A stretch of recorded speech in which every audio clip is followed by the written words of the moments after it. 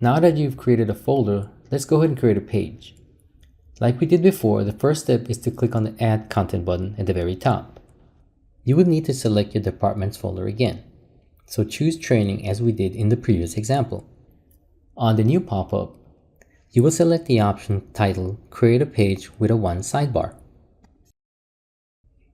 You will then be presented with the following pop-up. In this window, you will have that option again of a placement folder. As I said in the previous example, if this is not the designated folder, you can simply browse for it by clicking on that blue highlight and then selecting the Browse option on the tabs that show up on the right. But since this is already on the folder that we created for ourselves, we're just going to select the same folder or leave the option as is. Now let's look at the option for display name. For this display name, you will type in the actual title of your page.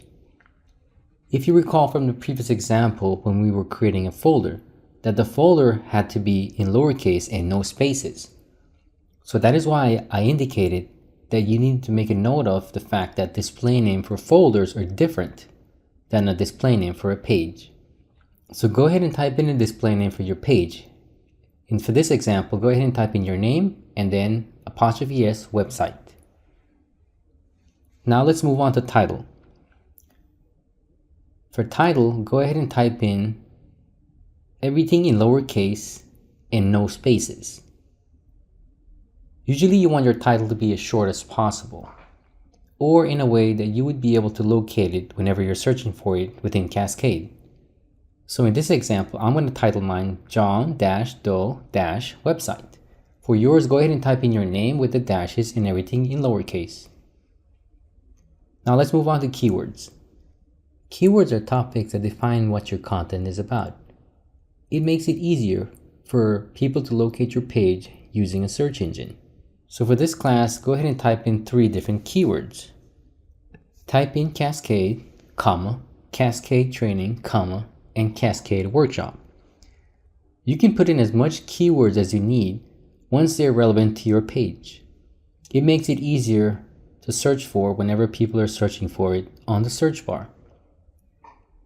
To separate keywords, simply use a comma.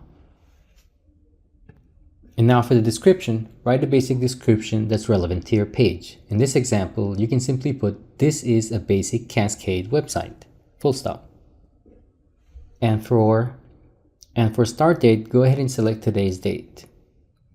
If you notice, there is a red asterisk beside each of these options. Basically what this means is that these are mandatory. You cannot leave these options blank. For the option of include in sidebar, go ahead and select yes. I will explain this a little bit later on in the class. We will not be covering Department 1 sidebar in this particular section, so we will come back to this a little bit later in the course. Now scroll down to the option that says Content Body. This is where you will do a majority of your work. Since we're creating a page, let's go ahead and type in some information so that we can have some content to work with.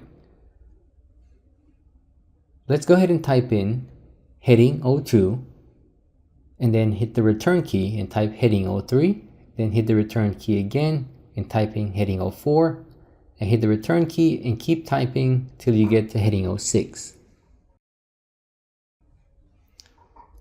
On a new paragraph, type in the title cities and then hit the return key and type in 3 different cities on their own paragraph.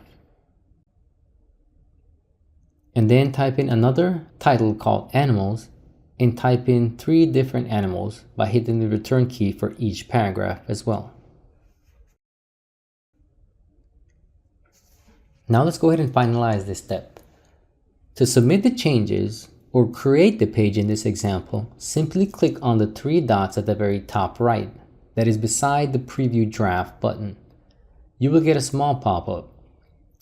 There will be an option that says version comments. There will also be an option that says workflow and that has a check mark with user workflow. Go ahead and uncheck the option that says user workflow. Now, just so you know what the workflow means is that in the event that you're an author, you will not be able to bypass this option. But as a publisher, you will be able to bypass this option, Or you can simply keep this option on and start a workflow in the event that you wanted your supervisor or another person to check your work before it is submitted. But for this example, like I said, let's go ahead and uncheck that option and then click on the option that says check content and submit. You will get a new option pop up. Simply click on the check mark on the top right to finalize and submit these changes. Your page will now be created.